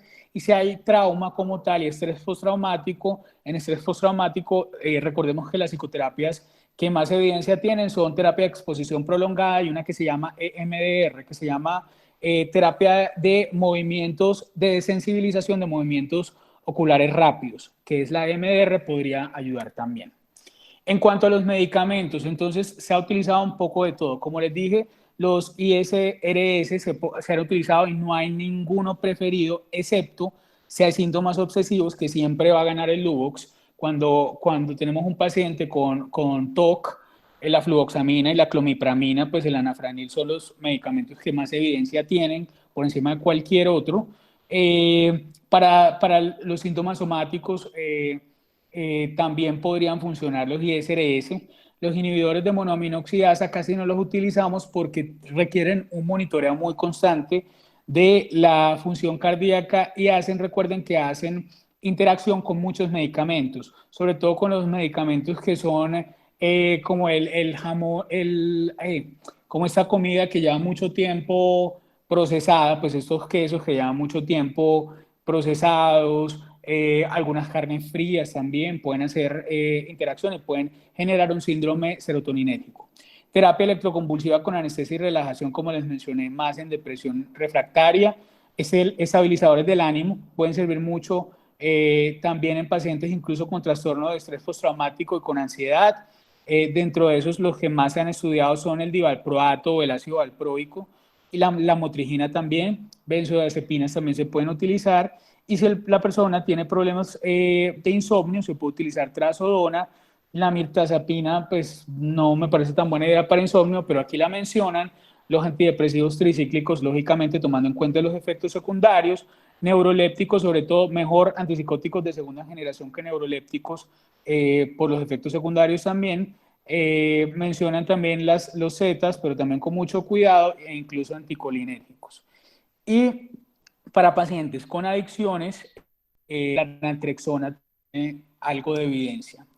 Eso es lo que les traía el día de hoy. Les paso por acá el contacto de mi correo electrónico por si tienen alguna pregunta que no alcance a responder hoy. Y también en el Instagram me pueden dejar un mensaje directo pues, si tienen alguna pregunta como tal, y voy a responder ahorita lo que queda, estos 15 minuticos, algunas preguntas si tienen, o si quieren hacer comentarios, o si quieren preguntar de cualquier otro tema, no necesariamente de disociación. Trataré de responder las preguntas. ¿Cómo hago para dejar de presentar? Y ya.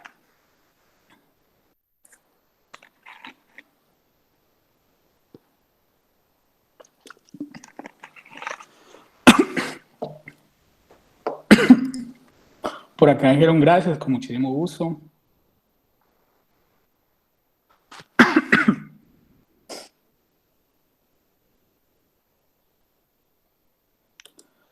No sé si hay alguna pregunta sobre el tema, sobre algún otro tema.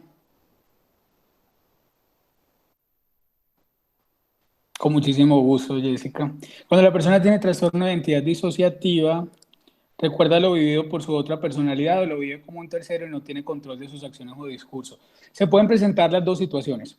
Puede que por momentos pueden ser pacientes que dicen que definitivamente nunca recuerdan lo que la otra personalidad hace. Uno, ese puede ser un escenario. Lo segundo que puede ocurrir es que la persona sí tenga recuerdos sobre algunas de las identidades, pero no sobre todas.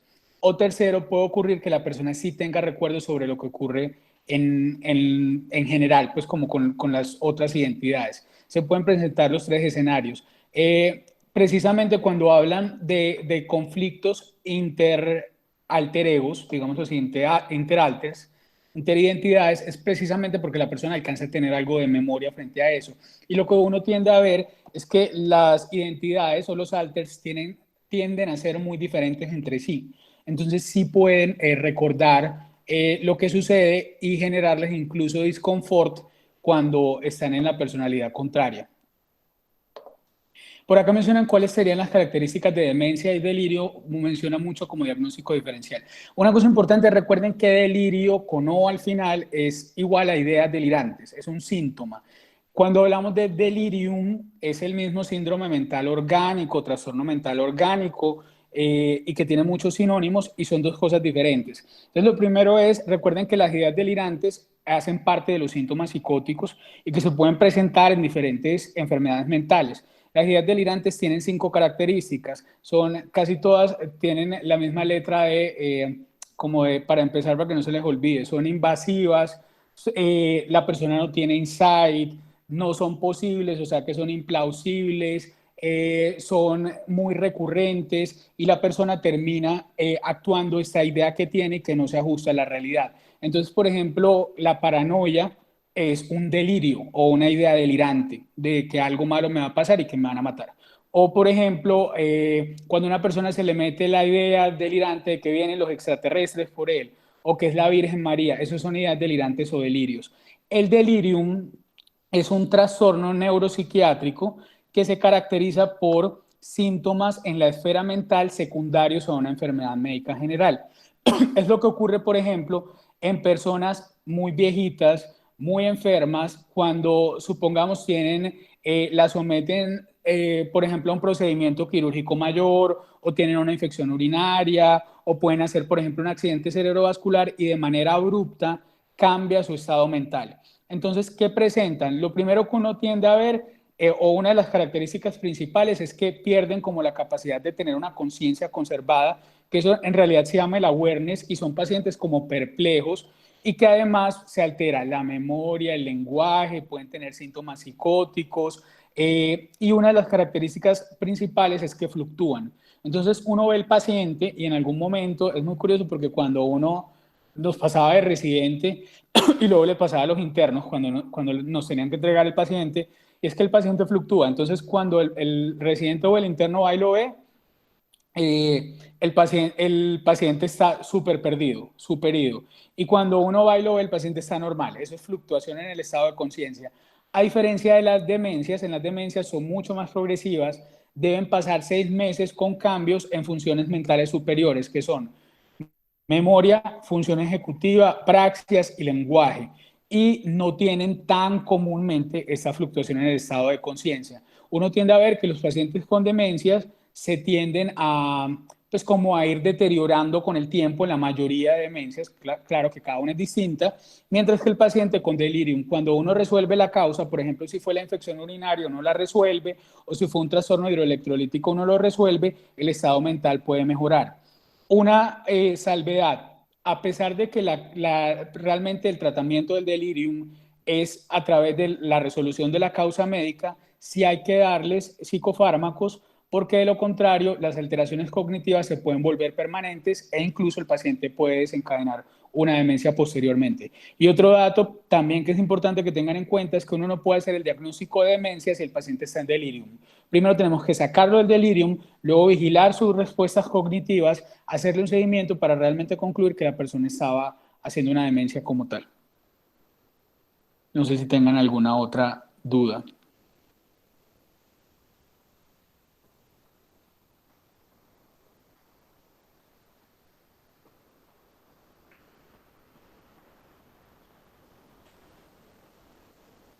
Daniel, no sé si tengas alguna duda o si se les ocurre alguna, la pueden escribir al correo también o al Instagram, lo que les quede más fácil. Bueno, Doc, muchísimas gracias. En la asociación científica quedamos muy, muy agradecidos. Estoy absolutamente seguro que Esto nos va a servir muchísimo para entender tanto los trastornos disociativos como sus comorbilidades. Entonces, profundamente agradecidos y agradecidas. Y bueno, esperamos que no sea la única vez que nos podamos encontrar, ¿no? Con muchísimo gusto y gracias por la invitación. Con Y mucho gusto. gracias por la asistencia. Hoy sábado en la noche, qué juiciosos. ¿Será que les ponen mala nota si no es sábado o qué? No. No, muy, señor. muy juiciosos, muy bien. Cualquier cosa a la orden, lo que necesite. Listo. Gracias Listo, por la invitación. claro que sí. Gracias. Chao.